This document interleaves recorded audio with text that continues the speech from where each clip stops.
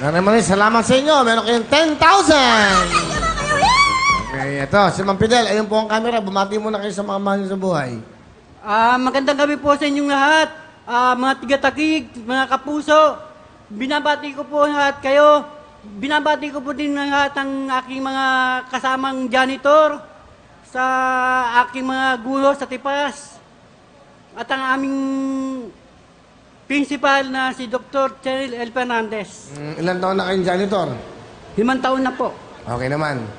Opo. O sige, sino ang kasama nyo? Pakilala nyo sa amin. Pinakikilala ko po sa inyo ang aking dalawang anak na nag-aaral sa kuleya. Walang iba kundi si Delius at Kobe. Woo! Kuya Will! Hello, Kuya Will. Ang pogi mo talaga. Parehas tayo. Dalawa na kayong college.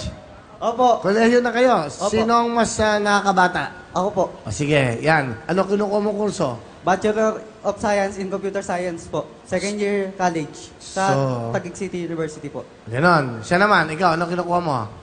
Bali po pares po kami ng course. Ganun rin po, pares po kami ng university. Pero graduating po ako. Ng college? Wow. Opo. Malapit na. Apo. Ano gusto mo sabihin sa tatay mo? Tay, maraming salamat sa lahat-lahat.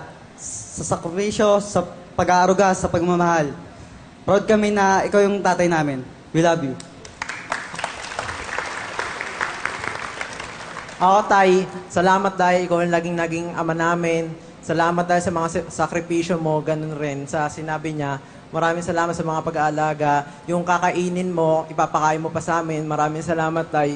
Ganun talaga. Yun lang po. Yun lang po. Salamat po. Ano ang gusto niyo sabihin sa mga anak nyo? Maraming din salamat sa inyo, mga anak. Uunahin muna kita, Delius. Delius, graduating ka na. Alam mo naman, pinukpok kita kahit na anong ginagawa ko para sa'yo. Sana, pag nakatapos ka sa pag-aaral mo, tulungan mo din yung mga kapatid mo. Meron pa tayong bunso, si Claudine. Tulungan mo siya, ganun din si Kobe.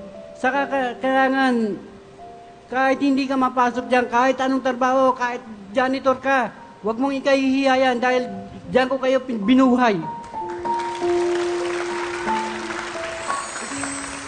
Kobe, ikaw naman, Kobe.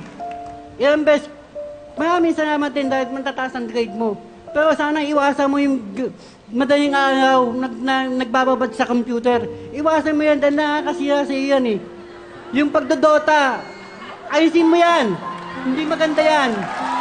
Sinasabi ko sa iyo, huwag kang magdodota. Minsan pinag-aawayan namin ng nanay mo yan. Hindi mo, minsan napapaiyak nanay mo, minsan ganun din kami. Nag-aaway kami dahil sa iyo. Sana iwasan mo yan, anak. Hindi walang may tutulong mabuti sa iyo yan. Makinig ka sa tatay mo. Totoo yun, napakahirap ng... Alam mo, mahirap yung pagtanda mo. Wala kang ginagawa, trabaho. Pinakamahirap sa buhay. Yung may asawa ka na, nakikita na kasabihanan mo. Hindi ka makakatulog, natitinig mo mabubunga nga. Kakapal naman ngayon, tatanda na. Hindi ka makakakain. Kasi, pagdadamutan ka ng pagkain. Bakit?